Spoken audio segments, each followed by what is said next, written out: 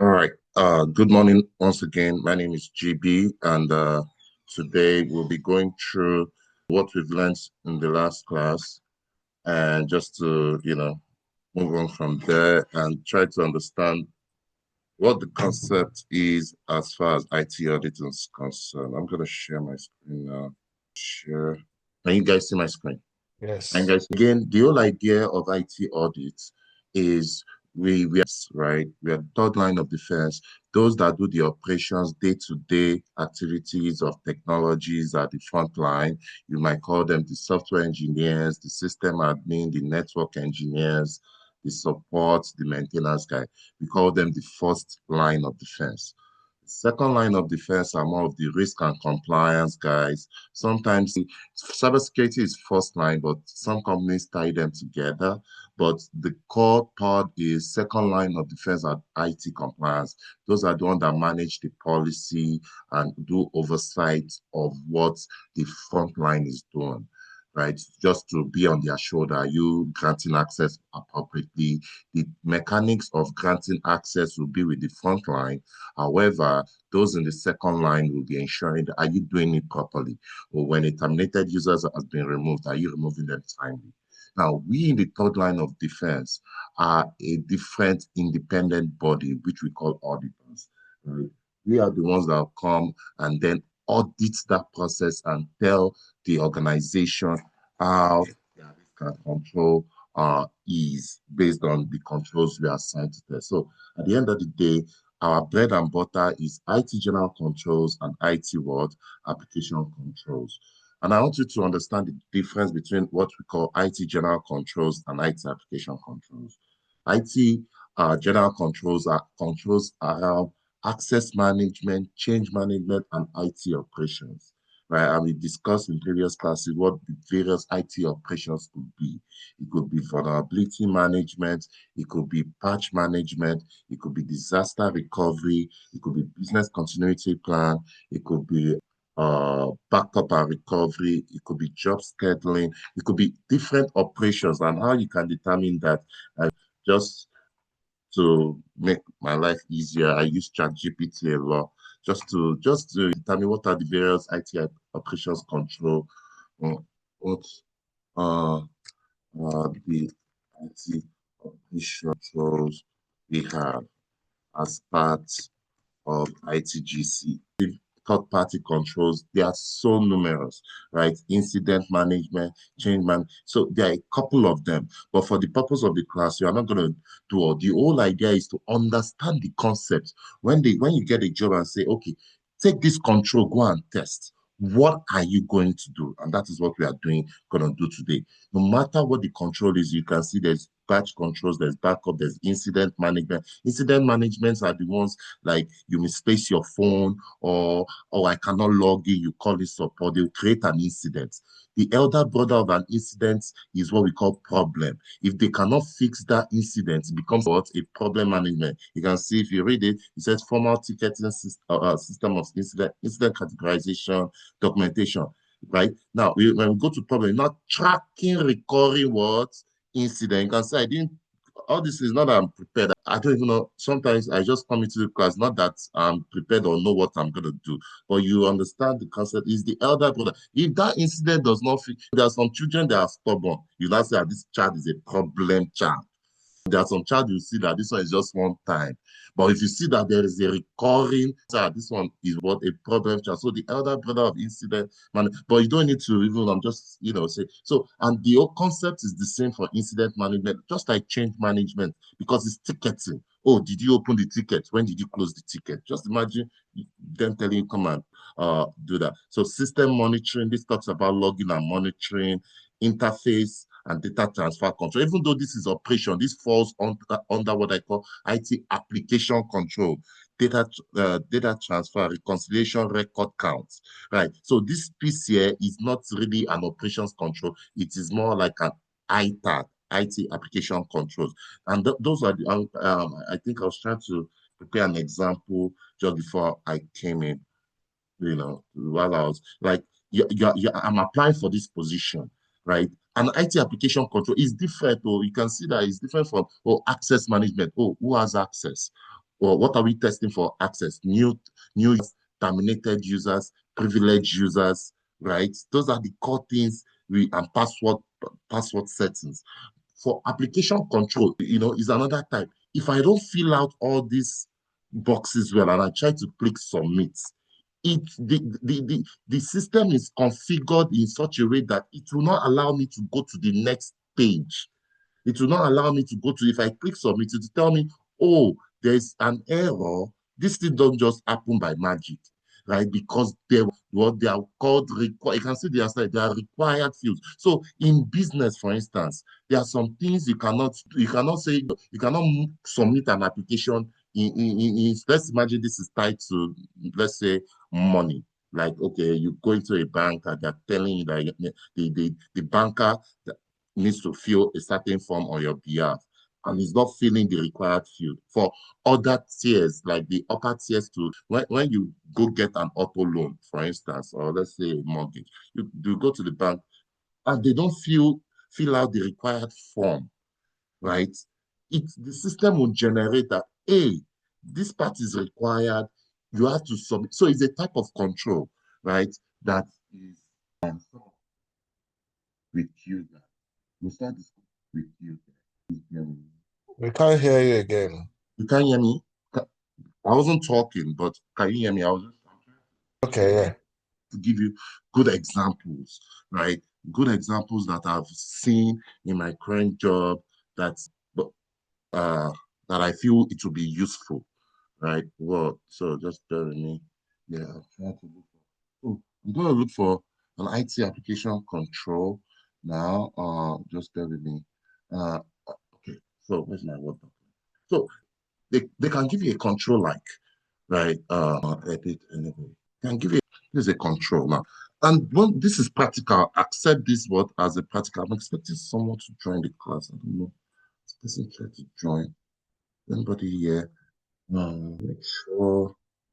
GB, you can go ahead with the class. I'll try and call him. Okay. Thank you. So there's this control as needed, right? There's a control. If you just imagine you have a job now, they'll say as needed, right? A risk based oversight activities are generated. Eddie said you should send him the link. I sent him the link. Tell him to check his email. Check your email. He sent it to you already. Yeah. Based on generated in let's just say in lab in lab system, right?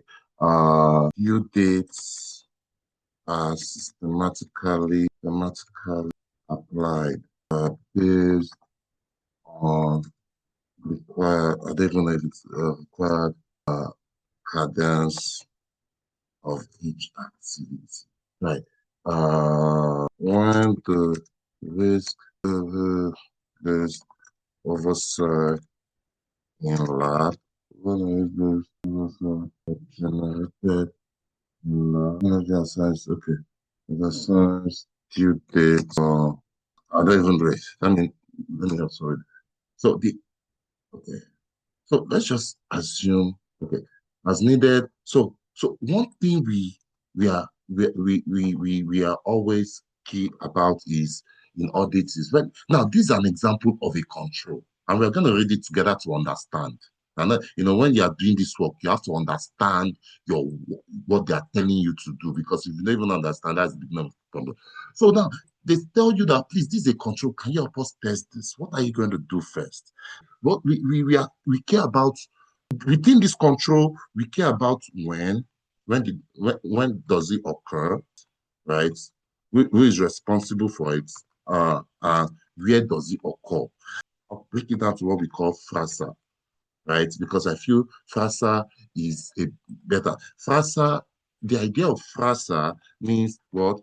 Frequency. What is the frequency of that control that they are telling us to do? Now, who is the responsible party? You can see who is the responsible party. No matter what the control is, and I'll give you, and that's why I said I want to take time to teach this part, because this is the crux of whenever you get a job or even during interviews, right? This will help you be able to be confident and, answer. And this is action taken, right? So now the idea about this is when you have a control as an auditor, it will tell you, you have to know, okay, what is the frequency of this control? So based on, let's read this again, as needed, when a risk-based oversight activities are generated in a system, let's say the name of the system is what called lab. I just put a name there. Due dates are systematically applied based on required cadence of the activity. When a risk-based manager in lab, it assigns due dates to the activities. I know I summarized this a little bit.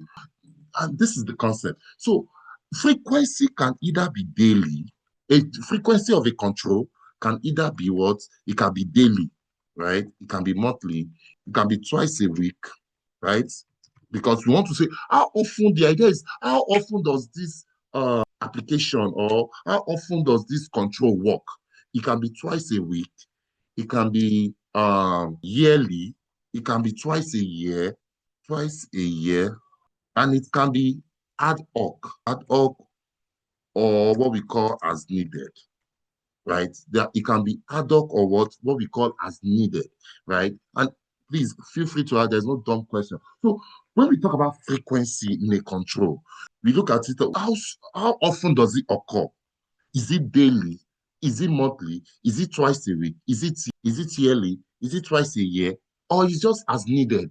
Right? In this situation, let's read it. It said, as needed, when a risk-based oversight activity, meaning that just imagine that when there's an oversight activity going on within the system, that's what it means. Because we must, first of all, because that's one of my challenges when I joined, just to what are you just put this control in front of you and they say you go and what are they telling me to do? You are going to find a way to deduce, and there's ChatGPT that can help you. You can just put this on ChatGPT and say, please figure out what the frequency is, what's the responsible party, blah, blah, blah. You understand that kind of thing, right? But we're doing it together. As needed, we know that the frequency here is what? As needed. So whenever there is an oversight activity that is generated within this system, due dates, you can see that due dates are systematically applied based on the required cadence of the activity. Right? So the idea of that is, if let's assume this is the oversight activity, right? And you're trying to click something, right? That due date will automatically apply to it. Like, okay, let me put it like you go ahead to apply for a mortgage, and you are done with filling the form, and you click submit. That system will automatically populate a due date that, oh, based on this button you've pressed, that due date will pop up that, oh, you have 2 weeks, you have 3. So that's the idea of this control. It is an application control, right? It's an application. So due dates are what systematically applied. So now let's now imagine who is the responsible party. Now there are some times that they don't provide you the responsible party. You as the auditor can ask that who are the people that perform this control. You can ask who are the people, right, that perform the control. It is a good question. You know, when you start the job, you say, oh, I don't want to ask a dumb question. These are good questions because if you don't see the response, if you don't see a name, and it's usually comprised of someone's name or a team, you understand? It will comprise of someone's name, that this team. So now, if looking at it, you just say, oh, maybe the oversight team, maybe the second line of defense. Don't forget, I explained what the first line of defense is. Second line of defense are the ones that perform oversight. So immediately you saw oversight here, in your head, you just say, if you want to be a smart guy in the room, right? You just say, this I can't see who is the responsible party, but I see that this control has an oversight activity. Does it mean that this team are within the second line of defense? You can see it's not that you really know the control, but because you've heard it in class or heard it before, people that perform oversight as second line, they are the compliance guys, risk and compliance guys, oftentimes, right? So you just know, okay, maybe they are the second line of defense, second line, but that's not the team, right? You are just right thinking that, oh, yeah, they'll be within the second line. But of course, for this team, it should be a third-party activity. This is a third-party team, oversight team, right? This is a third-party oversight team. Don't forget, third-party is part of what? IT operations, right? Please go and understand when I mean IT operations. I'm sure there should be third-party here. Okay, right. Typically, it includes right? But there are third parties. There's third party as part of what? IT operations, right? So now what is the activity? Are you following? Do you understand when I say frequency and the responsible party? Are you following? Because this class is interesting and this is what you use oftentimes when you are doing your interviews to show that, because they'll say, oh, how do you perform your control testing? First of all, when I'm assigned a control, I want to understand the when, who performs it, when are the controls performed, who perform the control, where do they perform the control, right? Meaning that I want to understand what the frequency of the control is, who is the responsible party, right? What is the activity? But so far, do you understand what I mean by the frequency and responsible party so far? Are you following? Am I communicating? Yes. Good. Yeah. Good. So activity, this activity is the gist, is the juice, because that is what you are trying to, you want to know what is the activity of this control. Now, looking at this control, don't forget, a control, it is just a sentence. It cannot be more than, I've not seen a control that is more than 5 lines. It cannot be it cannot be 2 paragraphs. It is just a sentence, right?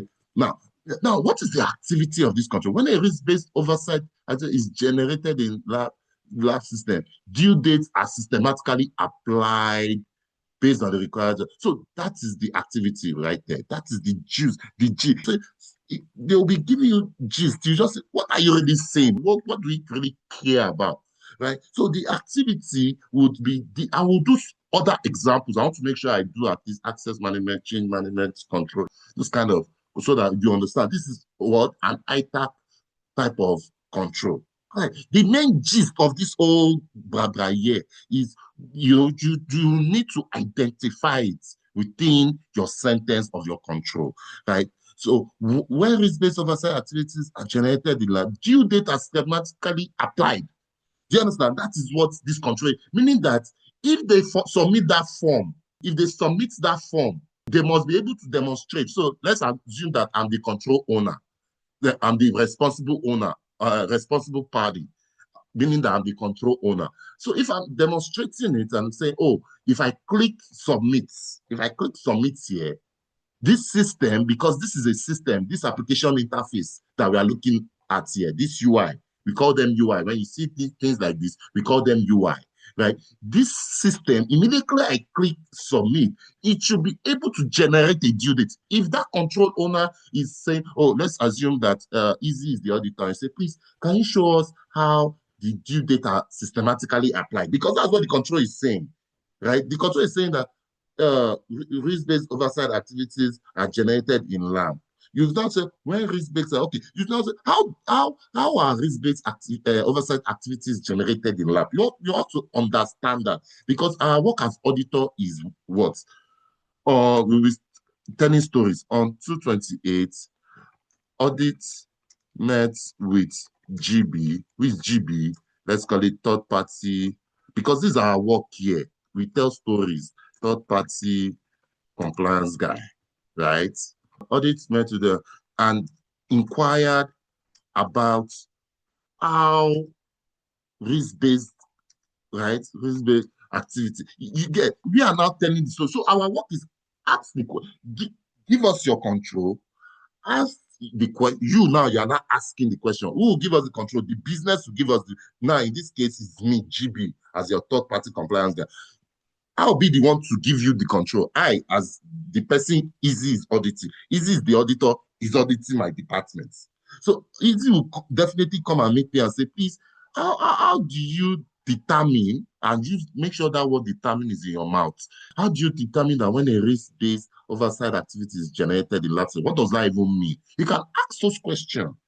Like, what does that mean? Because if you don't ask that question, you don't have any, what are you going to tell? Because us as auditors, you must be able to tell a story in such a way that a third party will pick that document up and understand what you wrote. Right? So audit may be GB and inquire about how these based activities are generated in lab. So now, based on the explanation of what that guy gave you, or a control procedure, now, usually when they give you a control, right?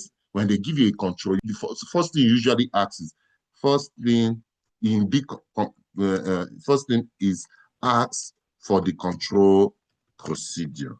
right? That's for the what? Control. The control procedure will give you, it is another document that they will give you that will not show you all the activity. Oh, this is how our control works. So that control procedure, you go and study it before you meet with the business, just to understand, have an idea, then they will start demonstrating it for you real life, right? Or real time, right? So the activity is when a risk-based activities are generated in large, due date are what systematically applied, right? So the whole idea is you're going to ask the team that how are due dates systematically applied? They'll not tell you that, yes, oh, this is the lab system, the business, I will not come up, just ignore this. So this is the lab system, this is how it looks. So when I do my risk-based oversight, there are certain questions I answer. When I answer, let's assume all these questions are the risk-based questions. But by the time I answer all these risk-based questions and I click submit, it will now go to another department with a due date. Do you understand? There are some activities that you not so it will not go to. So that due date is your what? Is the main target of the control, because that is what this control is asking for. That due dates are what automatically apply. So the activity here is when risk-based oversight activities are generated, system due dates are what systematically applied. That would be the activity of the control. Let me pause for a minute. Do you guys understand when we say what the activity is? Are you guys following? You can say I just copied it. It's not that I did anything. Yes. I just copy, and that's what I do in my data. I'll just copy and paste it. So that what are we trying to do here? We are breaking down the control. You understand? Now, the next thing is source. Where is the source? We can see that the source is what? The lab system. This one is easy. Where are these activities? Where do they occur? Okay, if I ask you to show me now, so it occurs in lab, and lab can be any system. It's just an interface. You understand? Now, source is pretty easy. Now, the action taking here is this action taking. I usually call it the what's the word though? I usually call it the busybody, the devil's advocate. What about if the due date does not or systematically show what will happen? Right? Action taking is the devil's advocate, right? Because this control is saying that when a risk-based oversight is done, due date must be there. Okay, if the due date no come, are you following? What will happen? Does it mean that the world would so what would happen? So that's the what we call it, the so what, right? If the due date does not systematically, what do you guys do, right? So when risk-based oversight it's assigned you for activities, and you need to ask that what is the so what? So it could be like an incident, it means that the system is broken. It could be that the system is broken and an incident ticket is created. So always think of the action taken as the opposite. Like the busybody, just do the devil, because we are auditors. Because the whole idea is if it doesn't happen, okay, yes, I know that you guys have planned it in such a way that, oh, all these things does not. But if it now happens that there is no due date, what will happen? That is our part of our work. So you can say, so based on your questions to those who are auditing, they're not say, well, if the due dates are not, we'll check with the system ad, check with system admin, and raise what an incident ticket. You see all these things are interwoven, and raise an what incident, something like that. So what we've done here is to, when the control is given to you, you must be able to break it down to what, to these 5 categories. I'm going to do another type of. Are you enjoying this class so far? Because this is important, right? So we're going to. Yes. Hello, GB, I can't hear you. I just stopped talking, but can you hear me? Okay. So ITAR controls are automated controls that require no human intervention. Controls can require a human chain ticket. You still need to go and create a chain ticket. You understand? Someone must still need to address the chain ticket. Automated controls, and oftentimes it looks at record count or all this kind of validity. Okay, so let's look at another one. This is another ITAR control. We'll do one more and that. As needed, right? Technology coordinators will complete enterprise. Just what about the to ensure See, failure to the policy and of environment instability. Right. So let's just look at this again together. And we're gonna do this together, right? So right here, so we know that the frequency here is what? Someone, let's make it interactive as needed, right? Responsible party, right? The who, the where, right? The responsible technology record coordinator. You can see, so the responsible party would be what? This guy. Are you following? Are we following? Yeah. Yeah. The activities, the crux of this whole thing is now because so technology will complete an enterprise record management requirement, meaning that this person will complete a form. You know, sometimes they don't like the English just scare you. This person will complete some sort of form. This is a form. All these things that we are doing here is like a form. You can see the system would they create a system and say, okay, fill out this form. You understand? So never mind. The technology coordinator will complete enterprise requirement to ensure adherence with records and information management policy. So let's just copy all this and call it what? The activities, right? Where is the source? Where will be the source here? So as soon as the coordinator completes the record to ensure that failure to so right here the source will be again if there are situations whereby you are looking at it, you don't even know what the source is, right? But you can ask. Don't say, oh, I don't know it, though. That's the end of life. No. You during those meetings, you can also ask because you'll be don't forget you are auditing people, right? So the frequency, the source here will be like a policy, the will complete the record to ensure. So let's call it like a record management system, right? Because that's what it is talking about record, right? Now, the action taken would be if the person does not, right, what will happen? Not timely completion of the required are escalated to what appropriate manner. Because okay, if this person, this coordinator, if this does not complete the enterprise record management required to ensure, if it doesn't complete it, what will happen? You can see they'll tell you not completion, it will be escalated to what? To boss and to his boss's boss. You understand that kind of thing? You must always have the mindset of what about if it doesn't happen? Are you following? We getting it. Let me ask ChatGPT. Right, easier access. Option. Let's just say, as in this, that's why I like ChatGPT. So you can see this is another one. Yeah, this is another access because I want to. So these are another control, right? So you can see as needed, system access coordinator reviews and manages user access in according to the user management policy to ensure appropriate, right? So by the time you do this, you see the frequency as what as needed, right? As needed, responsible party will be right.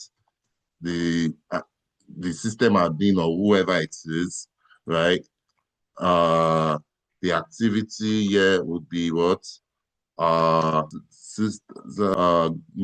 Reviews and manages user access requests in accordance to ensure appropriate rights. So you can see that's the activity, right? Let's say the source can be Active Directory or any application, you know, I just say Active Directory.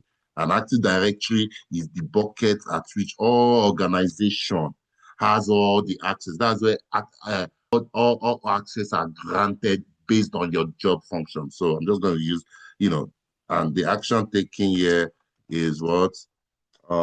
Failure to comply with access control may result to unauthorized resolved issues are escalated to appropriate. So unresolved access issues what are escalated. So that's the whole idea of FRASA. And that's how you deduce your FRASA, right? That's how you deduce your FRASA. And you can go around chain man. So no matter what the control is, you must be able to determine when is the control occurring, who does the control, what are the activities, be the devil's advocate, and what is the source. And that brings us to what IT audit process. I just need to explain that, and I'll still explain more to don't talk about the IT audit process. Now that we've gone through various type of control, access control, change management control, incident management, and you can pick any IT domains that you want us to talk on, like an easy, but for the purpose of the interviews that you'll be doing, you don't need, you cannot say you've done it all. If your resume is saying 3 to 4 years experience, even me with 10 years experience, I can't say I've done I've finished testing all the whole controls. But the ones that are your strongest, right? Make sure you can talk about ITAC. That this is the most technical part, but it's good to have, right? To know. Talk about maybe vulnerability management. I think we discussed in the previous class. You can talk about change management, talk about SDLC, whatever, which one you choose. So that you can start developing your pitch. Now, aside from so the whole idea so far is we've now known the various controls that we as auditors and are oftentimes engaged, right? It could be access management, chain management, IT operations, or ITAC. Now, IT audit process, what do we do? Our projects are day-to-day. Now, this is talking about what do you do day-to-day? Interview question. Tell me what your day-to-day looks like. When they ask you that type of question, what your day-to-day looks like, your day-to-day can either be in planning or in field work or in the reporting phase, or in the what? Reporting phase, or in the reporting phase. Yeah, your day-to-day you can either be planning an audit or you're in the field work, testing the control. All those phrases that I just explained, this is where you'll be doing it most of the time, your execution phase. Right? But in the planning phase, what do we do? So, as with any audits, IT audit process includes planning, field work, or they call it execution, reporting, and follow-up. Follow-up is more of when there's an issue. So let's assume that one of those controls, we notice that there was an issue with one of those controls. And what do we mean about an issue? We realize that when we click submit, some of the asterisks that were required were blank. And immediately we click submit, it took us to the next page. That can be an issue based on the control activity, right? Based on the control activities. So when there's an issue, then we perform what we call a follow-up, right? So in planning, there are a couple of things we do, right? In planning, it involves what we call the audit objective. What are we really auditing?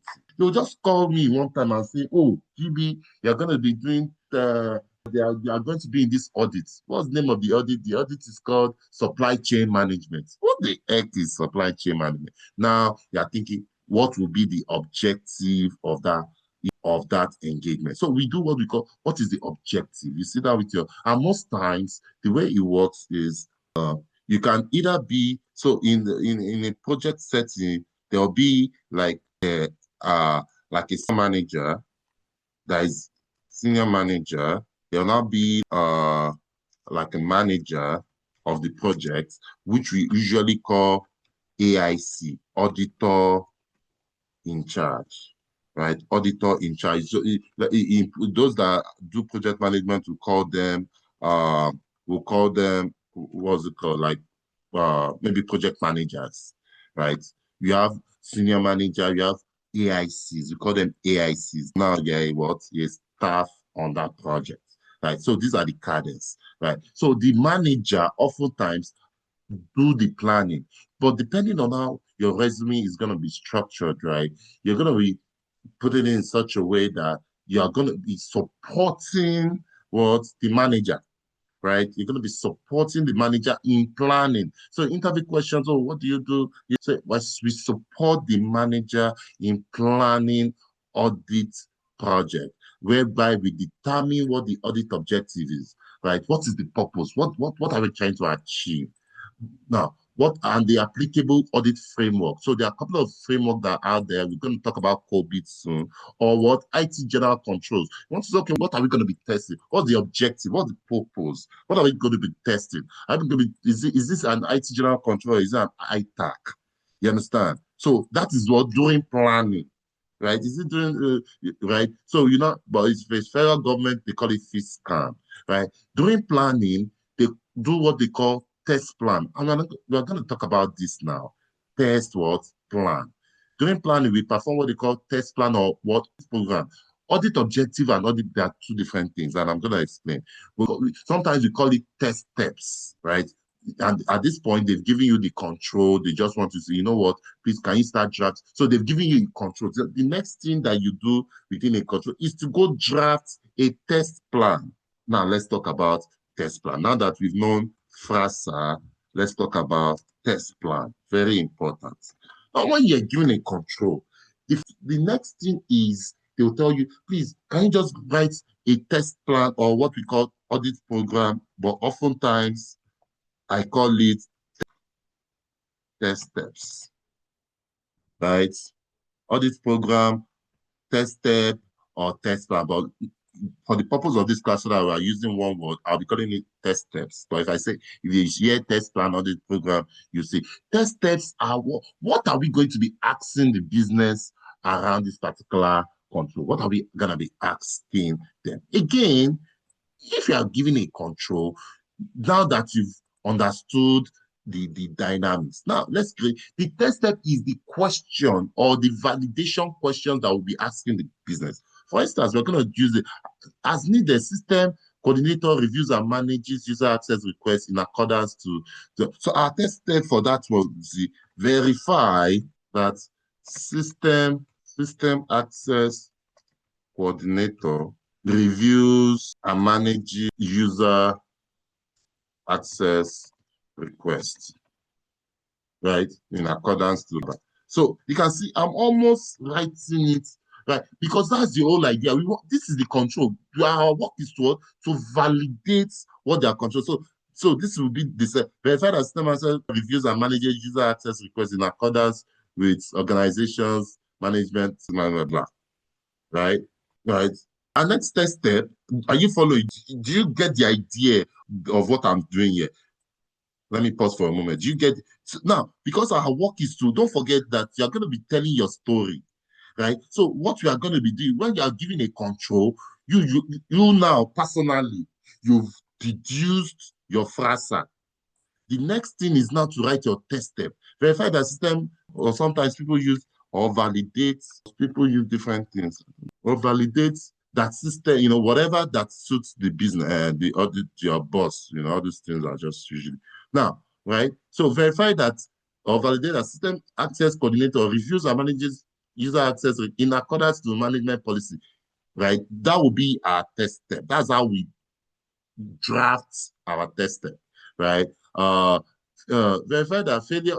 Next is, you can say verify as a, now say for a sample of one, and what we mean by sample of one user access request, verify that the user is appropriate to ensure appropriate and that the user is access is granted based on the user's job function.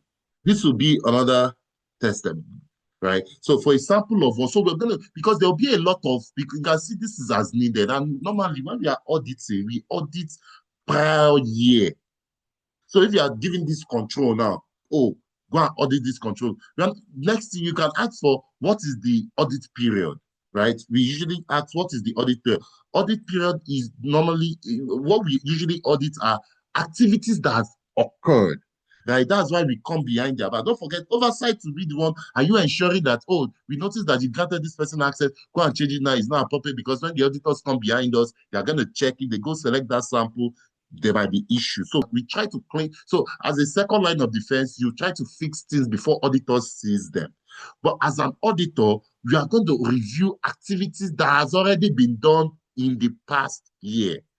Am I communicating or am I confusing people? Please feel free to raise your hand if you know. So now we are just writing test steps for this particular control, right? And we're saying that for a sample of for example, of one user access, verify that user access is granted based on what we want to ensure that, based on what we've learned, that okay, user must be appropriate based on their job function. We want to ensure that that particular user that is granted, I'm sure this system access coordinator must have been reviewing and managing various people's user access, those that are just employed, those that left, those that transferred. So we are not saying, okay, now select one sample and verify that that user access is granted access. Verify that the user access is granted based on what the user's job function. What we are trying to acknowledge here is we are going to select one sample that's of a user that's been given access in the prior year and see if that particular user is appropriate based on job function, right? And we can choose a privileged users, right? We can choose whichever one that you wish, right? But oftentimes in things like that, you want to pick the one that is the highest risk. And the highest risk when it comes to users are what the privileged users, right? So for example of one, verify that user access is granted access based on what the job function. The third test step that we can create, right, is failure to go we can verify the so we can now say verify so unresolved access issue verify. So now that I've captured, because this whole idea is I've captured the activity side of things, right? I've covered the activity. System access coordinator reviews and manages user access requests in accordance to this policy to ensure appropriate. So verify user reviews and manages in accordance to policy. For example of one, we want to determine is appropriate. Now I'm moving to this action taking to create a test step around it, right? Because the whole idea of a control is all your questions, you are trying to deduce questions from this control and capture every area that this control is talking about so that we can perform our assessment or our audit. So the third one is verify if any unresolved access issues are escalated to appropriate management for timely resolution. Right? We want to verify that if there are any unresolved access issues, are they documented? If they are not documented, it's an issue because lack of documentation, unless they're saying, oh, they have not been an issue. The system coordinator can come and say, oh, there has not been an issue. Okay. I will tell them, you will tell the story that based on, let's assume GB is the system access coordinator. So based on conversation with GB, who is the system access, there has not been any unresolved access issue within the audit period, within the past year. That can be your answer, boom, and you're done. But if there has been, you not say, okay, walk us through how you are going to verify if any unresolved access issues, verify if any unresolved access issue are escalated to appointment for timely resolution. So when you have things like this, you can submit it to your manager for review. Your manager can add one or two things and send it back to us. But this is the how we create a test plan or a test step. Let me pause for a moment. Any questions on this? Any questions on this? Have I confused you guys? Buddy, any question on this? No. No. Oh, good. Yeah. So you get the concept. So, and I'm going to try to put a control in place.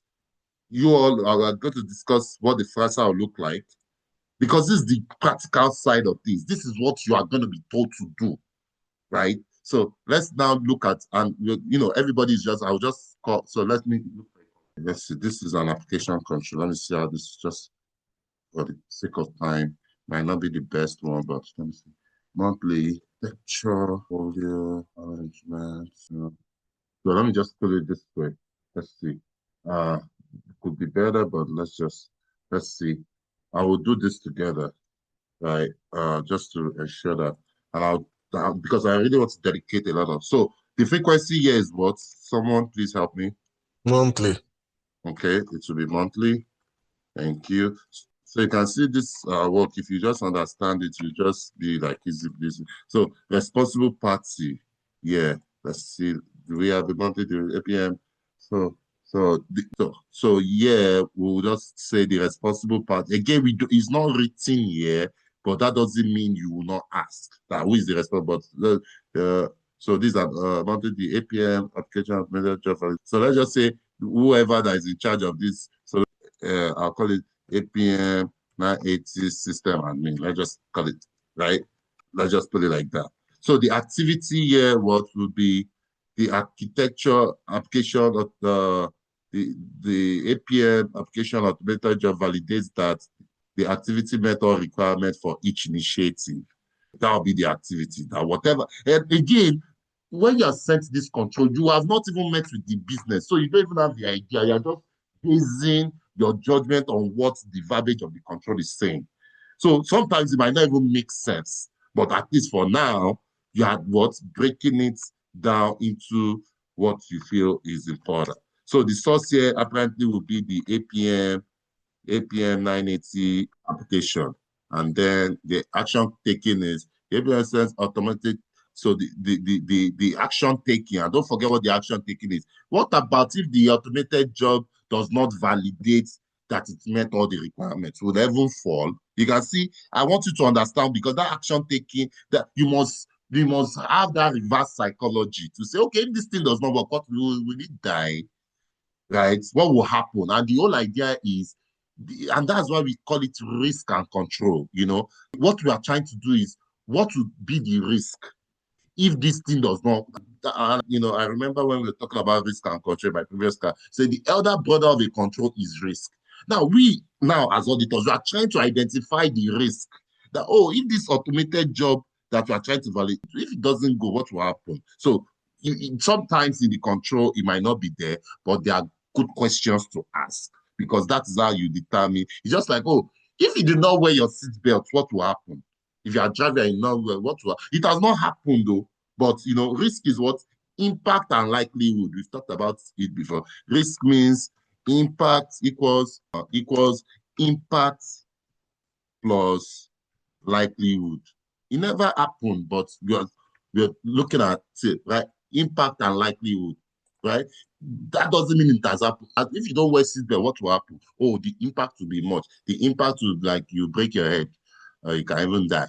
And the likelihood of it happening is, it could be, yeah, you understand? So that's the whole idea of this action taking, right? That you get to the concept that, okay, if the validation does not, what will happen? So that said, this application would send an automated trigger alert email if there is a variance to the metrics to research. So that will be what action taking. Are you getting the gist? Let me pause. Are you getting the gist of this FASA? Yes.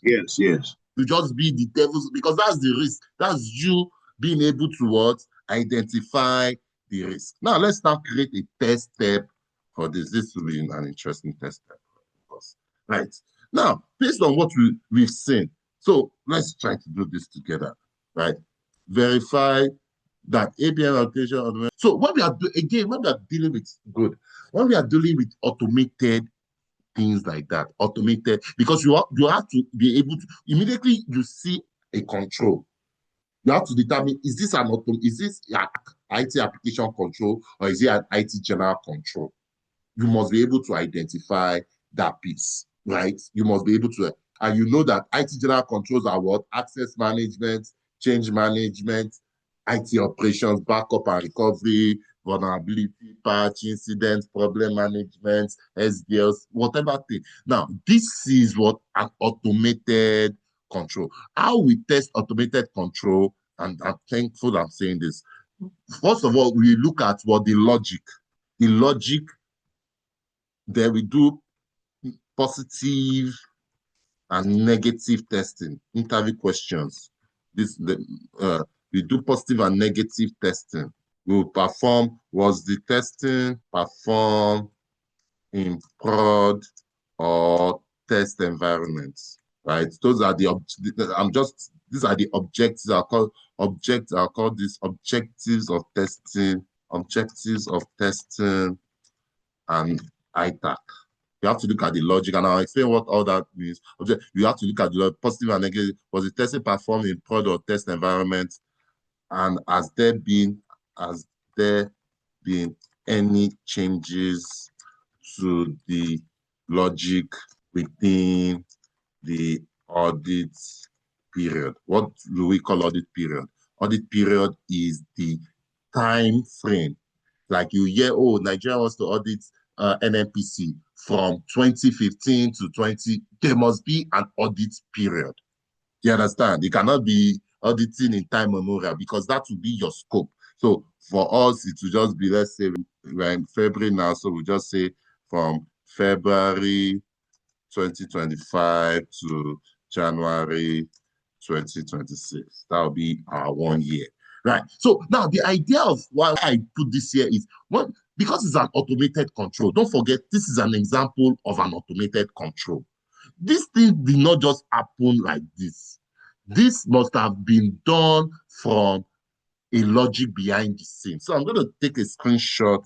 I'm going to use my sniping tool and I'll tell SnapGPT to just give me the logic behind ChatGPT. I think I did this in the last class. So the logic is us sitting down with the idea of the logic is for us sitting down with with whoever programmed to say what is the logic behind the scene that forces an application not to move to the next level because it is enforced behind the scene, right? So now it's not saying, oh, there is a validation form, right? Degree field equals document, yeah, return for stop form.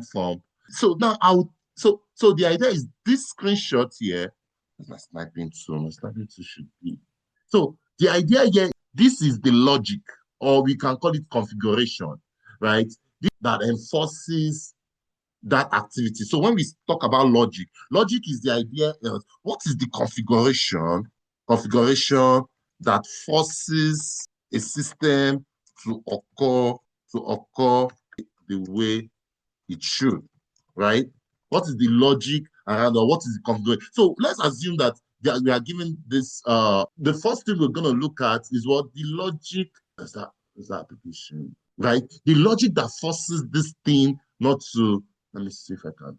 Right, the logic that forces. So function is we're saying. I took a screenshot of it. It now said degree field. You can see. We say, what is the logic? So that's the first thing we look out for. The now.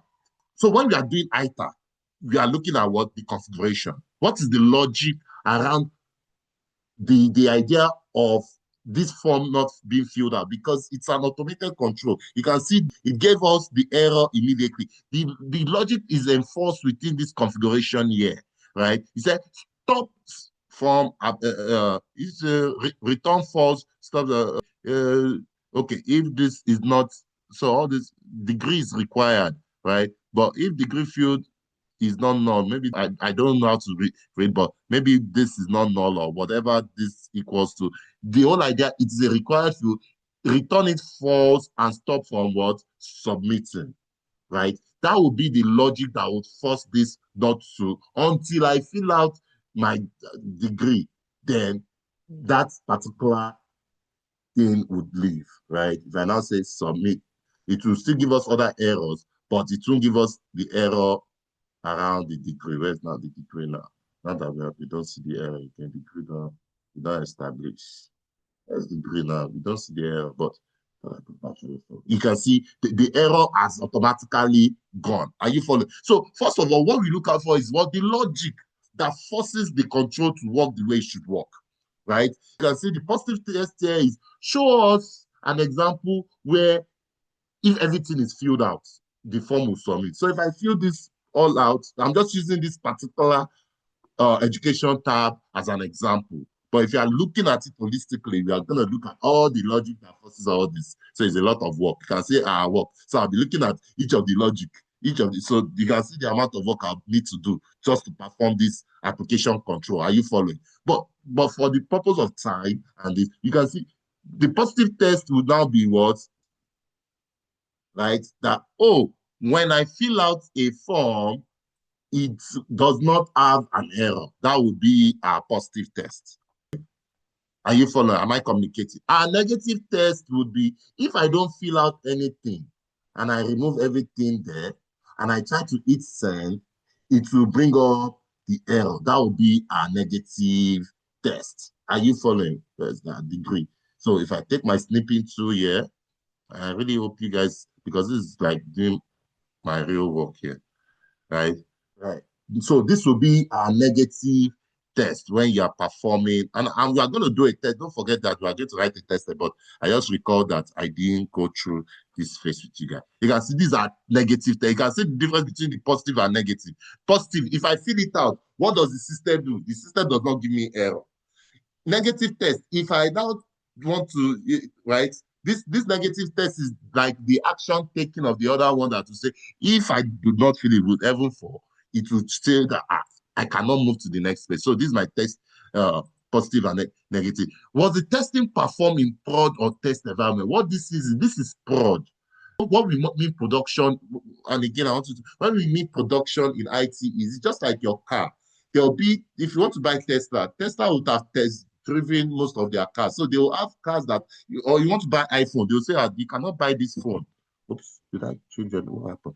You cannot buy this phone. This phone is a test phone. Have you been to the T-Mobile before? And they'll say, oh, you cannot buy this one. This is just a test phone, right?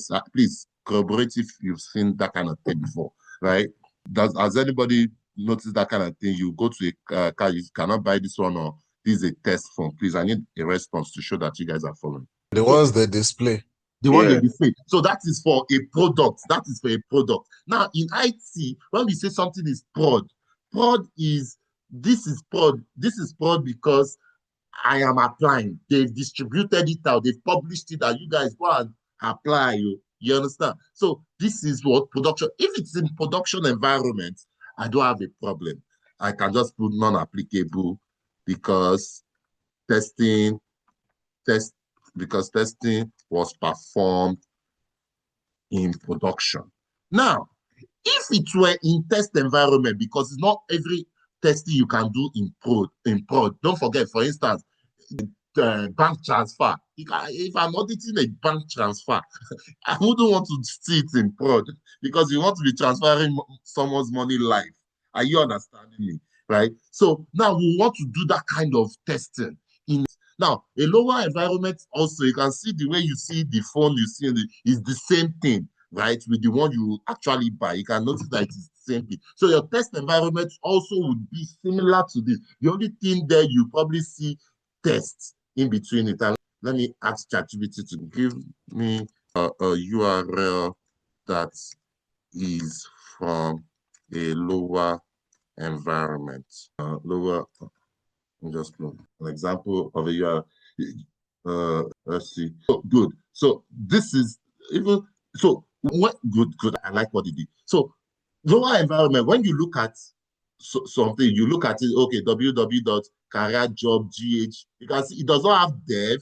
It does not have test. It does not have UAT within this URL. Are you following?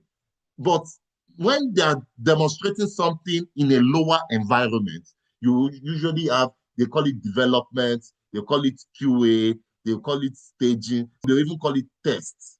Sometimes they'll call it UAT, they'll call it staging. You understand? Some, give me the one that has tests in it. You get some will have tests. You understand? You say, oh, test my test dot and do you understand that kind of thing? So that is how you know that, oh, this is a word lower environment. It will be the same. I don't think if I can click on this, it will take me anywhere. What did you say, sir? Check this. This link is says some site restrict our ability to check link. Okay, yeah. It shouldn't give me access. I don't even know. Yeah, it won't give me access. Right. But bottom line, you can see how to determine what it. Now, if it was in a test environment, we now need to show that production. Now, we'll now ask that, what is the version? You'd say how your version of your phone is. IT is just very interesting. You see how your version of your phone that you now say, okay, give me an example of a version between a test and prod environment. I think we did this last class, having the same version number. Yes. Okay, so if it's in a test environment, the next question we are going to ask is, please, can we see the version of the test environment and prod so that we can determine that it will operate the same way, right? So this test version, we can say, oh, now we'll ask the business, so yes, this version of this application is version V. Let me even see if this would be able to, and help me guys how to even determine the version sometimes. Let me see. And if I go here and I click, let me see whether this connection is secure. Let's see. There are things, let's see whether this will give us about. So let's see the certification. Now let's see one more time. Permissions to this site, tracker state left, cookie, permissions to site. So let's see if it will give us a version number. Yeah, let's say about Microsoft. Yeah. Well, I'm not gonna waste so much time. But bottom line, when you are performing your assessment in a test environment, right? When you are performing your assessment in a test environment, the next thing you're going to ask is, was it performed in a test environment or in a prod? If it's in a test environment, you have to ask, what is the version number of the test environment and the prod? The idea of this is to ensure that they are the same so that we can reasonably give an assurance that they are going to operate the same way in the same context. Let me pause for a moment. Did I confuse anybody here? Did I confuse anybody here? Let me pause for a moment. No. Good, good. So, but if it was in a prod environment, if this was in a prod environment and we confirm that it was in a prod environment, we don't need to perform this test step.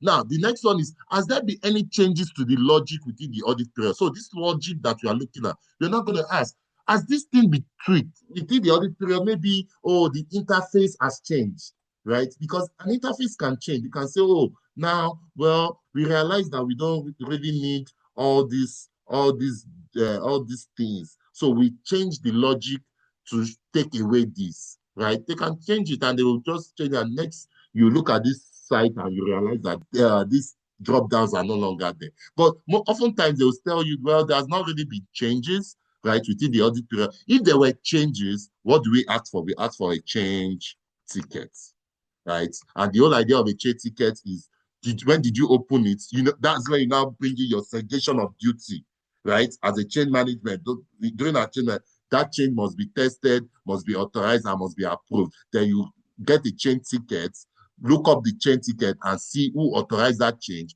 who tested that change, and who approved that change before moving it into production. So now, having known what we have talked about, let's now talk about the testing. But before I go there, do you understand the objective and what we test for in ITAC? We look at the logic, we look at the positive and negative tests, and we look at, was it performed within the audit, within the test or production environment, and has there been any changes to the configuration within the audit period? So for this particular control, let's try to formulate our test step, right? Knowing that, first of all, oh, you have given a control. Is this an IT general control or is this an automated? If it's an IT general control, then we know, but for this one, it's an automated control. So our test step will be a little bit different. Are you following? So let's see. So the APM application automated job validates that the activity method required. So verify the logic that validates that the activities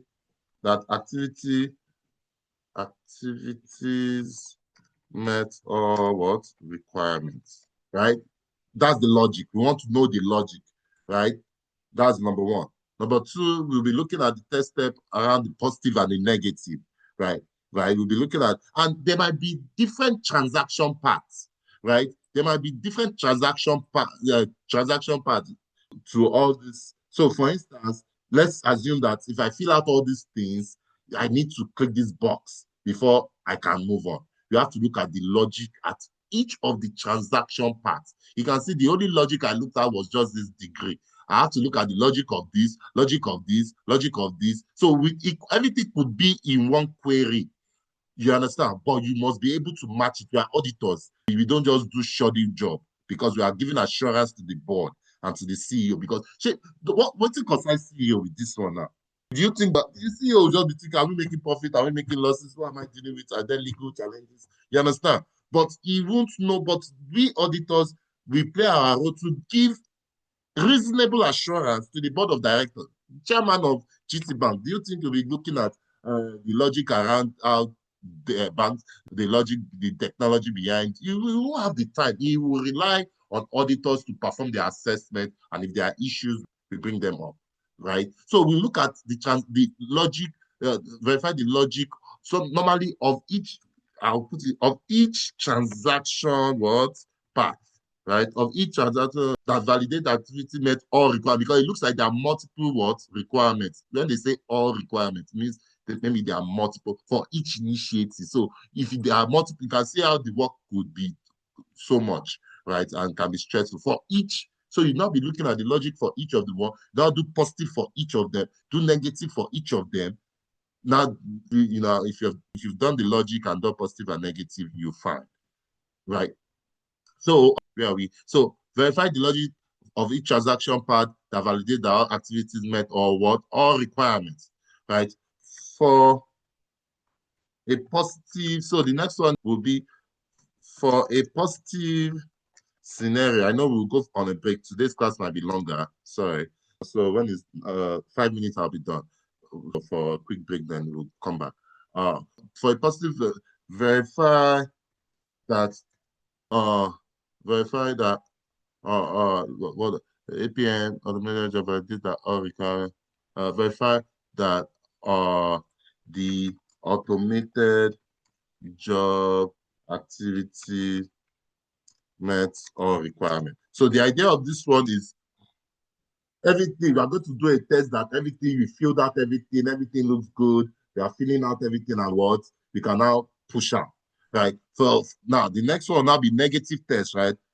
For negative test, verify that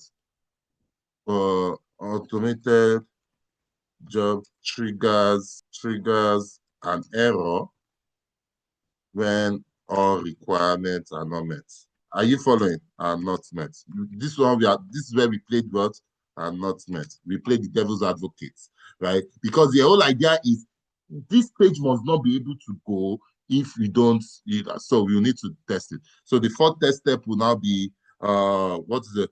If performed in test environment, this is one of the easiest ones. Verify the version between the test and the production environment, right? That'll be the fourth, and the fifth one will now be verify if there has been any changes to the logic within the audit period. I think we said of February 1, 2025 to January 31st, 2026. So that's what a test step for automated control. Any question, you can see it's pretty easy. And this is where we also support when you have your job and they've given you a control, you're an auditor, Jimmy, they told me to, have this. What do I do? I can support, right? But don't forget, what I will need is your control procedure. So you ask that, oh, this control, does it have the control procedure? They say, go and grab the control procedure so that we can draft our test. You can say, I'm drafting my test based off of what control says. Are you guys following? So let's go on a quick break. We can be back by 9:55, 15 minutes break, and then we can wrap up today's class. But I hope you've been learning a lot. I would be practicals going forward. So let's go on a quick break, go and take a pee or drink, just take a walk, and we'll be back at 9:55. Is that 15 minutes? 40, 45? Yeah, 9:55. So let's go on a quick break. Is that okay? Yeah. So welcome back. So the whole idea about all this is, identify what is an IT general control, what is an ITAC, how do we break down a control when we see one, and how do we draft test plans or test steps or audit program when given a control to test. So again, where we stopped, right? In planning, right, we determine what the audit objective is. So let me put this way. I like it this way, so that because can you see my screen? Can you see my screen? Just to make sure. Yes. Good. So audit planning. So first thing we do is what determine what the audit objective is. That is What are we planning, or what controls are we planning on testing? Or what framework should be applied, right? Next is what? Drafting the drafting an audit program, right? And these are interview tips, just drafting an audit program. Next thing is, so after drafting your audit program and customizing it, I'm not gonna, next step is what? Now create an audit request, right? We then what? Create an audit request. What does that mean? Can anybody even help me here? When I say create an audit request, oh, we are supposed to do SAP audits. What, when we say create an audit request, I just want to pick you guys' brain. There's no perfect answer. What are we trying to say here? What are we requesting? Initial, or we call it initial request. What are we going to be asking? So when you are giving an audit to, or when you are in an audit, right? First thing is, okay, what controls are we testing? You as a staff say, what controls are we testing? So the next thing we're asking for is what? The control procedures. Okay, or we can say, oh, what are the controls, the type of request you controls, what are the controls your team has regarding these audit projects, right? What are the controls? You are requesting the controls that they have, right? Because those controls, we don't own all these controls. It's not audit owned controls. Oh. They are the business that owns the control. We are coming into their environment. Tell us what are the controls that you have so that we can test. So one of the things we are asking are, what are the controls your team has regarding the audit projects? You are asking for the control procedures, right? They're asking for the control procedures, and audit plan checklist. And I let so let's I want to ask ChatGPT that what are the other, because I don't want to use where I work to just, but I want to see what is the general other during planning and audits, what the planning checklists. So the planning phase of the right to it goes to understand the environment, define the scope, assess risk, design. Okay. So identify the scope, system, process, visual, confirm the audit objective, determine audit period. You can see the audit period, the key risks and controls. What are the controls? Establish the boundaries, understand the business item, risk assessment, perform, identify. Assess net residual, consider fraud risk, and IT. So there are various checklists that we do. Yeah, we perform risk assessment, prioritize the control, because they might have a lot of controls. There are sometimes that you audit an environment and just say, are these controls really key controls? Do we care about these controls? It's not every control that we care about, but those determinations are not done by you, the staff. It's often done by the senior manager and the manager of that project. Does that make sense? But for the purpose of interview, you can say as staff, you want to understand what the audit objectives is, you draft your audit program, and you create your initial request, such as, the controls procedure and other related checklist items, right? And I intentionally put that as vague so that, because it could be depending on, and you can say, okay, the walkthrough plan, resource audit, independent, blah, blah, blah. During audit planning, I define the scope, perform risk review, plan audit, obtain RACM, and take on schedule walkthroughs with the controller, and also develop audit program. That's a good pitch right there. But as I was saying, so the third thing we do as part of our audit planning is what? Is to create an initial request list or audit request, because there will always be requests that will be coming often. Then we now schedule walkthroughs. So these schedule walkthroughs are the interviews we do done with the control owner or business, right? We schedule walkthrough. So all those questions that you have, now they've given you the control, right? You've been given the control procedure. You've received the control. You've done your own analysis.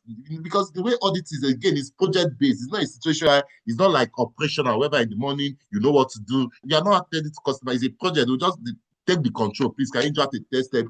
Today is Monday. Can I get it by Thursday? That kind of thing. That's how our work is. It's not that, oh, by tomorrow, it's not that fast. They will calm you down to go do it. So you ask for the control procedures, follow up, and do all. Then you now schedule walkthroughs. This walkthrough is when you now start asking those questions and tell them to show us all those. Let's assume all these controls. Okay, can you show us the configuration as to how this thing works? Okay, can we see the positive? Can we see the negative test? In fact, at a point in time, you're going to what draft audit request. I think all those will be part of audit requests. So you'll be saying, oh, during this walkthrough, you have to act with an agenda, right? And your agenda is just based on the test steps. You want to answer your test steps, right? So your agenda will be based on your what test steps. So it's not that you are going to copy and paste this to them. Rather, we are going to tweak it again. You can see how we keep tweaking. So if you want to create an agenda, for instance, so let's say I want to create an agenda out of this, right? I want to create an agenda, right? Based on the fact that I want to schedule a walkthrough meeting. So my agenda would be Audit would like to see the logic of each transaction. Do you understand? Audit, you can see how our work can be interesting. If you audit like to see a positive, right? A positive scenario where the other right. You can see the way I'm tweaking my test step to an agenda. Are you following? Let me pause for a moment. Right? Please, I need response if you are not following, because if you are not following. Yeah. So audit would like to see that gets where the other triggers, right? So we are creating our agenda, because these are the things they'll tell you to go and do. Oh, can you create an agenda? You send it to your manager, and I either add or remove. But this is it won't be a bad agenda to give me, right?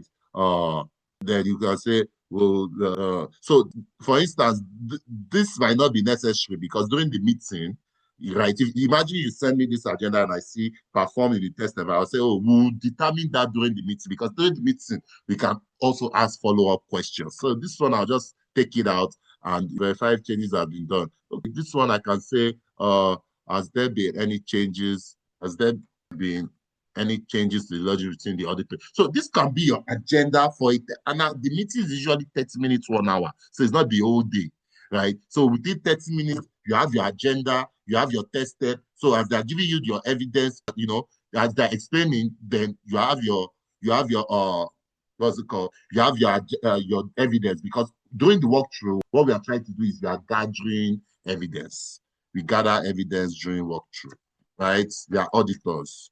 We are like the FBI of the bank or of the company, gathering evidence, right? So in planning, what are we doing? We are determining what the audit objective is. We are drafting an audit program. We are creating audit requests. We are scheduling walkthroughs, right? What else again is there? And, they perform a kickoff meeting. So we also do a kickoff meeting.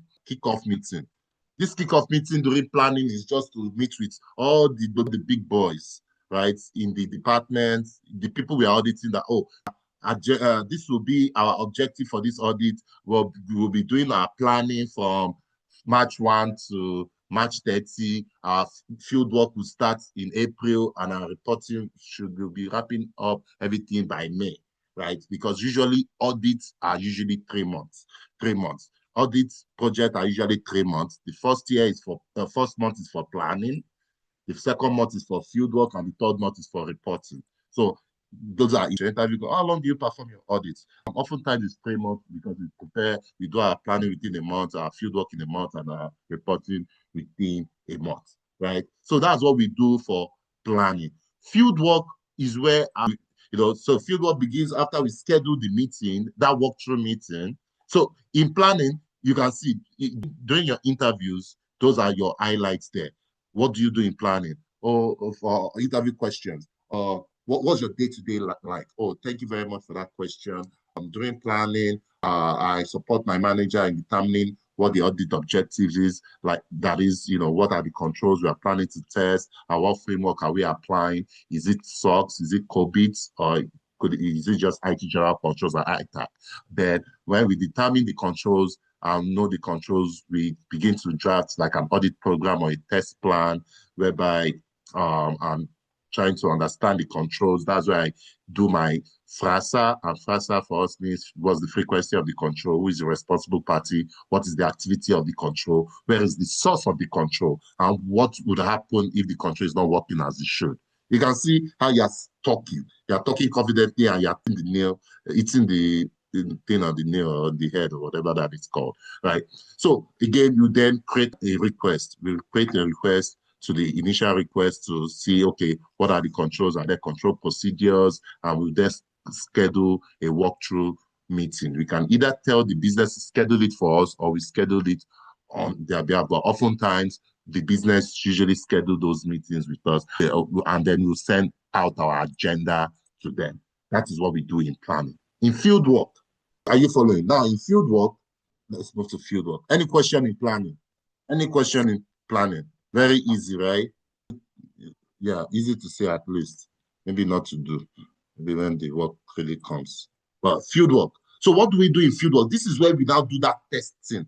After getting those evidence. So field work begins after we schedule a meeting with the client or group to be audited to discuss the audit request and perform the walkthrough of the control, right? So that control, they will now say, okay, this is how our control works. Okay, for instance, if it's terminated users, and then they will now start explaining that, oh, any terminated users, immediately we get an information from the manager, they send it to HR, HR then sends an email to Active Directory to remove that person within 14 days.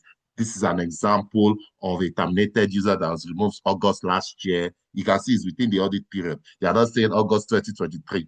You understand? They are saying August last year, and then they will walk through one sample of evidence, right? They'll give one sample. It could be a change ticket, change management. Oh, this is an example of a change, and we know that the change must be authorized, tested, and approved, and there must be segregation of duties, right? Here's an example of a change. Do you understand? So you will not select an example during the walkthrough to see if that control is working as it should, right?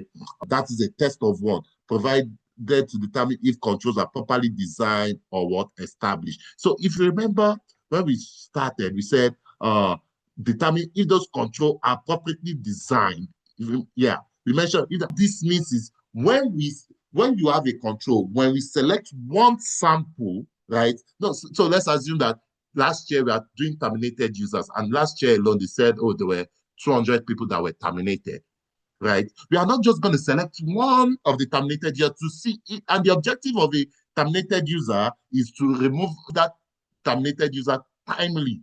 Most times, based on policy, it is within 14 days, including Saturday and Sunday. So if someone is terminated on Monday, within 14 days, the person must be removed from the system. Now, if you now select a sample during the audit plan, we notice that that particular person was terminated February 1.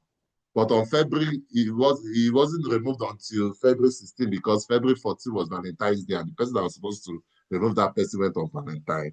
Let's just assume that, right? This is a failure of that control because that person was not removed timely. But if that person was removed timely within the 14 days, we are saying that that control is appropriately designed. So your test of one, your sample of one activity satisfies if that control is appropriately designed. Let me pause. Am I communicating? So when you say, oh, a control is appropriately designed, what does that mean? Or a design has been established. It means that a sample of one has been assessed and it passed. Let me pause for a moment. Have I confused anybody? A sample of one. For instance, it could be that, let's assume that thing I usually use. Say, okay, let's test a sample of one and see that if I don't wear a seat belt, so what? Right? We now selected a car out of all the 300,000 cars Tesla produced for a particular spec, right? We now realize that when I don't wear that seat belt, that beeping sound does not work.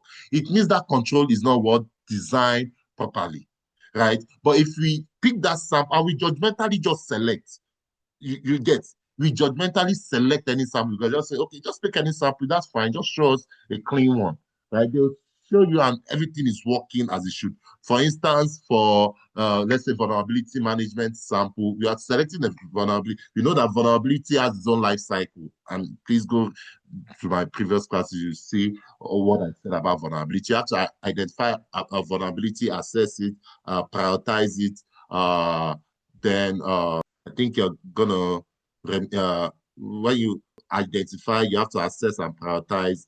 Then you're gonna test, validate, monitor, and report, right? So that's the life cycle of vulnerability management, right? Let me double check that so that I'm not just speaking management life cycle. So I know you have to identify, assess, monitor, and what report, something like that.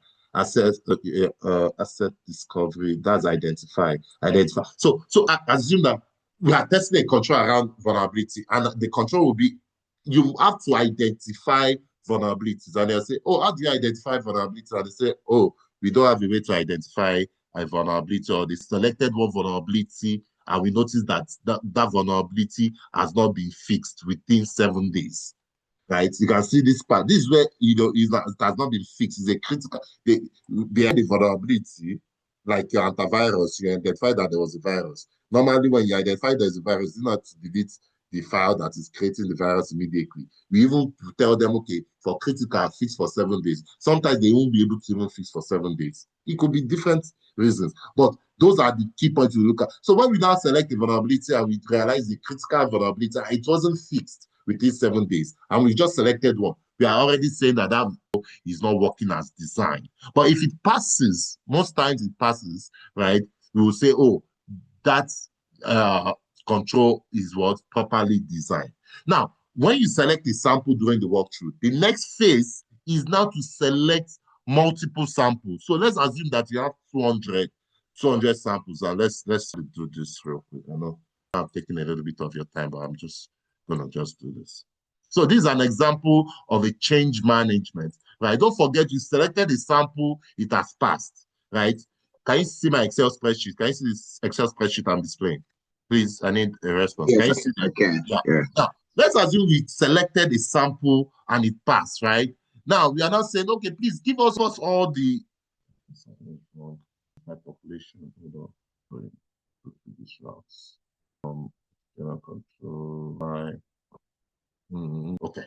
So let's assume this is the population of all the changes. Don't forget, we've done a test of one. We said, oh, this particular change is authorized by everything good, right? Now, we will not ask for the population of all the changes that has occurred within the audit period. Now, we will not say, we see that, oh, by the time I did the count, I see that it's 145 count. We cannot test all 145. How long will it take? It will take a lot of time for a field work that will just last 1 month. And you can be assigned 5 controls to test. So if you're going to be testing 145 controls within a month for just one control, right? It will be almost impossible. So what we do as auditors is what we select samples. So when that design passes, when that test of one passes, that is one documentation, right? That's one documentation, and it's probably this type of documentation. That's what I think the control, if I could, I think this is I'll put this file. So when you've established that the control is properly designed, this is when we evaluate the appropriate design of the control being tested. We will then perform test of control, or what we call test of effectiveness. Don't forget, the first one we've done by selecting one sample is what we call design of control, DOC, design of control, design of control. So in fieldwork, we perform a design of control, DOC, call it DOC.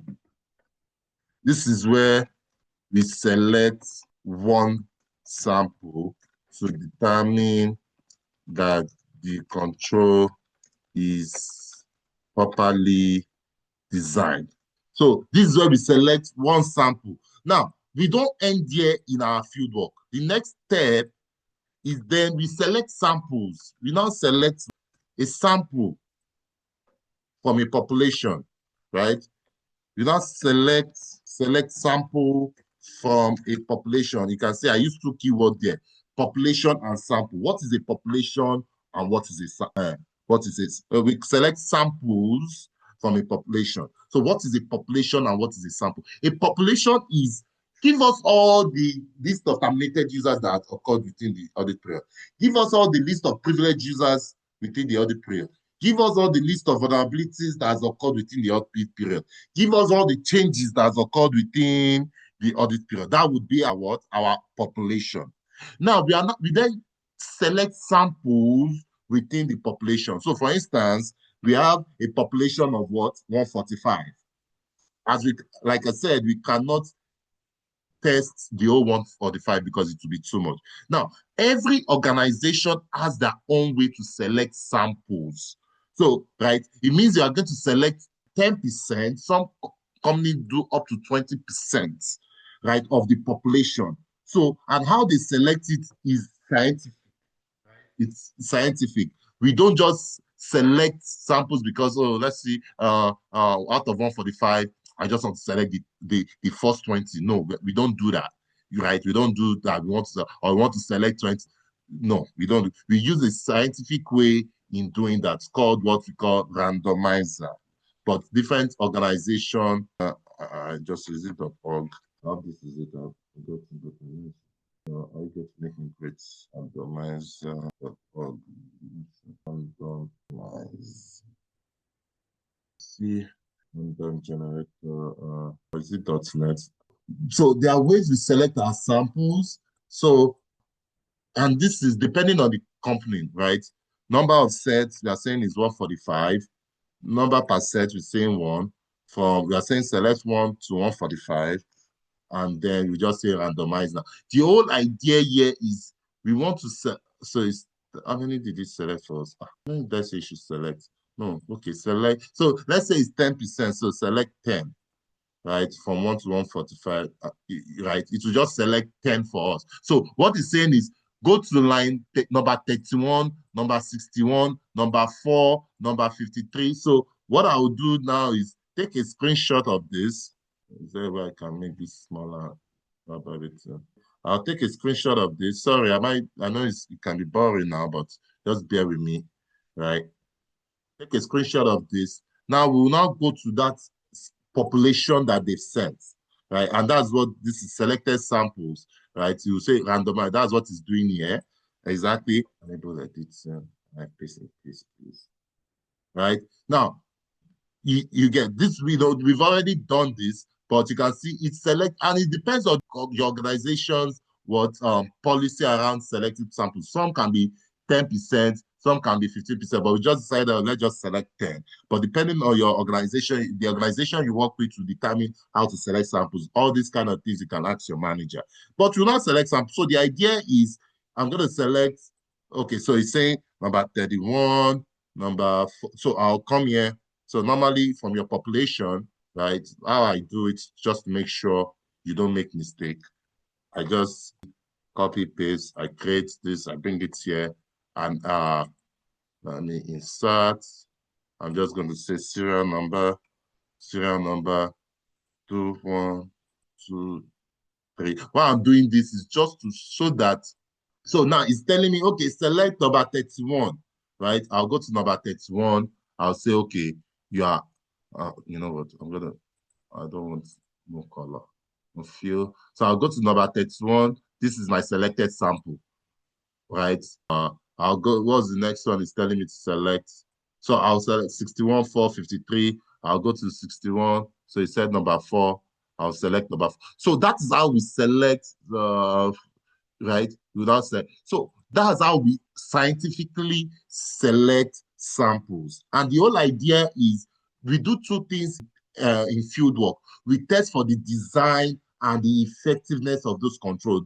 If you recall, you say that determine that if those controls are properly designed, which is your test of one, and operating what effectively, which it means it, right? It is operating consistently. So as auditors, don't forget this first paragraph is what we do as auditors. We examine or audit IT general controls or ITAC across various applications and its underlying infrastructure. Determine if those controls are appropriately designed. What does appropriately designed now means? It means selecting one sample and operating effectively, meaning selecting samples from the population Am I communicating? Let me pause here to make sure you guys are following. Easy, are you following, buddy? Are you following?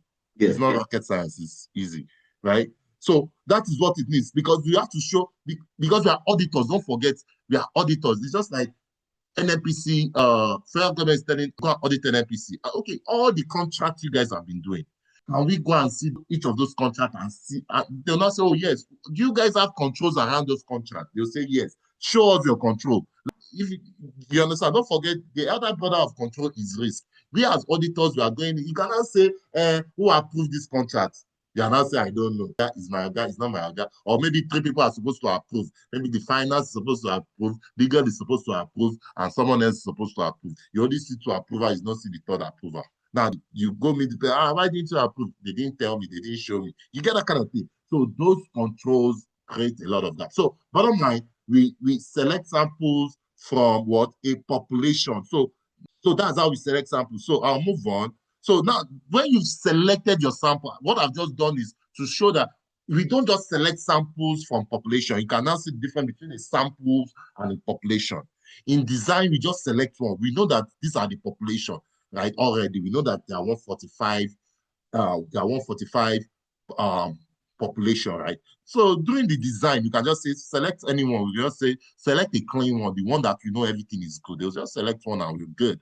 Right? But to determine that that control is operating consistently, which we call operating as appropriately designed and operating effectively, that's the verbiage for it, right? Where am I? Right. So we need to what? Select samples. Where are we? Where are we? Okay, yeah. Yeah. So when we perform a test of control also means test of what? Effectiveness. So where's my Word document here? So we perform a design. This is where we selected one sample, determining the control is properly designed. Then we perform tests of effectiveness, or is also another word for it is test of control, as you can see, where we select samples from a population.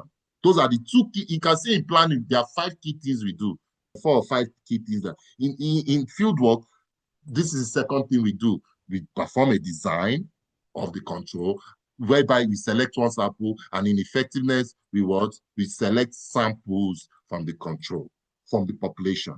The other things, any questions? So let's read. So we'll then perform a test of also called detailed testing, by selecting multiple samples, usually 10% of the transaction, 10% of the population, up to maximum of 25 samples, because there are sometimes you can have a population of 5,000, right? If you say 10% of 5,000, that's 50. Can you do 50? Well, sometimes we do 50. If you have no choice, you have to figure it out, right? But we'll select our samples, but all these things are within the audit policies of the organization. So organization definitely will have policies around methodology, how you select your samples and how you do all that, right? So it's dependent. All this 10% is just for the purpose of teaching. When you go to organization, it might be up to 20%. They have different methodologies as to how they want you to select that sample. So, and the test to determine whether the control designs are consistently followed for all the transactions processed, in order to determine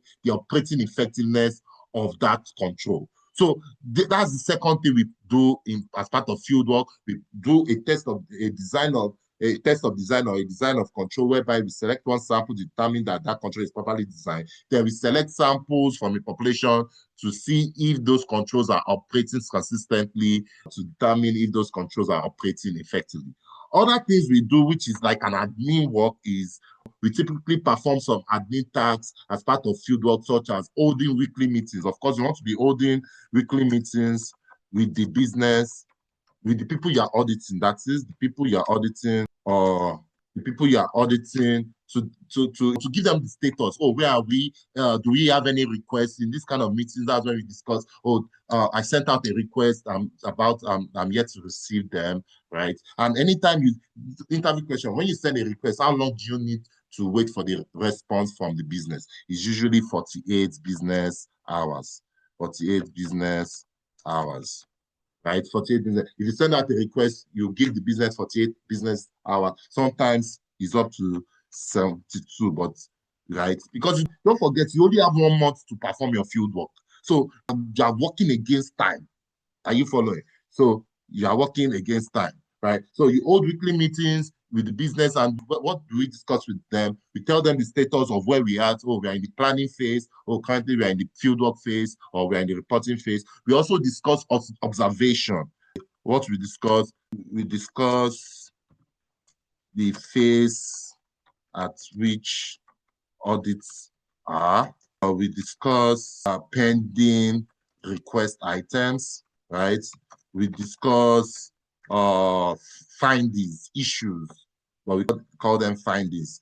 Let's assume there's a change that didn't have an approval. We say, we were testing this particular change and we did not see the approval, or we testing this vulnerability, we noticed it's a critical vulnerability and it has not been, it wasn't remediated within 7 days. Why? Right? Or we were doing backup and recovery with studies that what was backup you couldn't recover. So these business meetings is where we discuss those kind of things, right? Any questions so far? I know it could be boring. This is the part that is boring, but just hang in there, right? Any questions so far? Are you guys following? Yes, following. Good, good. Another thing we do as part of our work day, we hold our daily meetings depending on your manager, with your manager, or senior manager to discuss your own status of work. Right? Oh, when are you going to be done with this work? Do you need 2 weeks? Do you need 1 week? What do you have any bottleneck? Are you struggling? What are you struggling on? Because your manager's work is to guide you, be successful, right? So you hold weekly meetings to ensure. So let's read this. We typically perform some administrative tasks as part of fieldwork, such as holding weekly status meetings with clients to discuss progress, delay, need, validation of potential finding.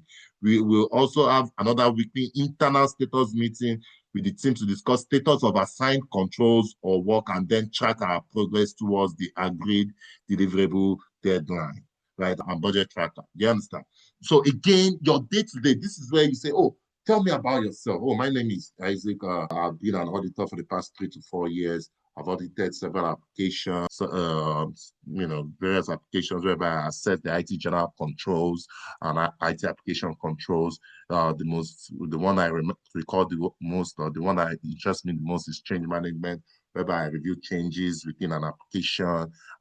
And that process, I remember during the planning phase, I supported my manager in determining what the objective of that audit was, and it was around change management. And we discussed, okay, I started drafting, I started sending out initial requests that what are the controls that they have in their environment. Then I started drafting my test plan or my audit program, and then they scheduled a meeting. And those are activities and other checklist-related items. And then when we schedule those those walkthrough meetings, I've created an agenda that I've sent to the business. The business then picks up the meetings with those agenda, whereby they walk through the control with us. During those walkthrough, we perform what we call the design work, whereby the sample is selected, just to use that as an example to walk through the control with us. If that control passes, then we select we observe them pulling the population. So another interview question. Do you observe, how do you pull population? Because it is audit, we are very finicky, right? We are very finicky. We are always want to observe them pull the population for us. We don't want a situation whereby they just send us this. Just imagine they sent us this. Are we sure these are all the population? So it's either we are pulling the population ourselves, or we observe them pull the population for us. Very key statements you need to make when you are doing interviews. That we observe them pull the population for us. And why we do that is to ensure that we are getting the complete, because of completeness and accuracy. We don't want a situation whereby they know that this change, if this business sees, they will call it out. Oh, I'm just going to take it out. I'll just delete this. I'll just go and delete it or hide. You understand? We don't want that. We don't want that situation. So we would want a situation whereby we observe or pull the population ourselves. When we pull the population ourselves or observe it, then we select our samples using our sampling methodology, which is usually 10% of the transaction, right? And during field work, we hold weekly meetings with the business just to give them a status update. And of course, I do weekly meetings with my manager to give them the status of my work. So you can see that That is how you are drafting your pitch. You understand, for the audit. Are you guys following? Has it been a very good class? Because we are going to still do more practical coming week. Any questions so far? No question. As it at least I've been speaking English, and it's not, you can see this is not rocket science, this is not coding, this is what we do day to day. So Sure. in the meantime, let's see what jobs are out there so that I know I've spent some good amount of time. So let's just see jobs that are out there. IT auditor role. And let's see IT auditor is doing IT jobs. So let's go Bank of America. So let's see another Bank of America audit manager. I don't want, let's do Indeed. So IT auditor one, let's see the job description. This she always do. So complete audit independently in accordance with the department and institution of okay, so this IA is like, it's just like standard, like ISACA, or it's just a body. Analyze operational and technical data and identify pattern, control gap, deficiency, anomalies, that were further investigation, right? So when you're testing a control, you're identifying pattern, maybe you're seeing that they don't approve changes, or there's a control gap, or there's deficiency, or there's finding. All these things are this control gap, deficiency, anomalies, findings, they are the same thing, right? Prepare timely and accurate documentation of audit findings to address overall coordination, right? Oh, maybe a control, a change management was not approved, they are documenting it properly. Provide recommendation on development. Okay, recommendation for a change that wasn't approved. Ensure, please, your recommendation is ensure that you cannot close a change until it is approved. You understand? It can be a system logic. Is there a way that for this particular change, we notice that there's been a occurrence of change? Is there a way that before they say that change has been closed, is there a way that approval must be done? If there's no approval, you cannot close that change. That can be a recommendation, right? So 1 year, and this is a good job. 1 year experience, 35K, even though it's small. Healthcare does not pay as much, but it is what it is. So let's see another audit role. Minimum of 1 year full job description, preferably any internal audit, risk assessment, business project, IT operations, IT child with multiple industry, bachelor appropriate, says preferred. You can see certifications are not required, they are usually preferred, right? So if you don't have certification, doesn't mean you cannot apply for a job. Participating in the annual SOX, I will talk about SOX later, right? And testing IT general controls and application controls. You can see participating in companies testing audit complex information system, platform, operating procedure, track internal and external testing, and track the status of the control gap and remediation, collaborate with departmental, because you'll be working with different teams, especially those that own the control, identify and recommend opportunities, perform all phases of IT audit process, including planning, fieldwork, closeout, and audit reports. Don't know what the difference between closeout and audit is. Same thing, audit report writing, closeout, and follow-up. You can see we'll discuss reporting and follow-up, but those ones are usually done by the managers. But we can discuss. This is where you say you supported your manager in drafting a report and all those good stuff. Develop and execute test procedures or audit programs. You can see we did that today. Test steps, test procedure, audit program, they are the same thing. Are you guys following? Right? Work on special projects inclusive of that. So, and this opportunity, when was this? This looks good. So those are the jobs that are out there. I'm just so much interested in.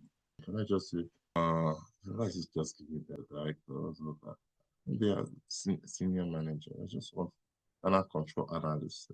This knowledge in SOX and understanding IT general controls, experience in evaluating design and the design and implementation of internal control, and focus on IT control, experience testing, operating effectiveness. You can see all those verbiage that they are using. This is just test of one and what test of what, and selecting samples. Are you seeing that? Some of US GAAP accounting principles, whatever that means. Knowledge in oil and gas. Okay, these are oil and gas, EOG resources. But again, you get the whole idea that all what we are teaching, you will see them directly on the job description. I think that's the whole idea of this.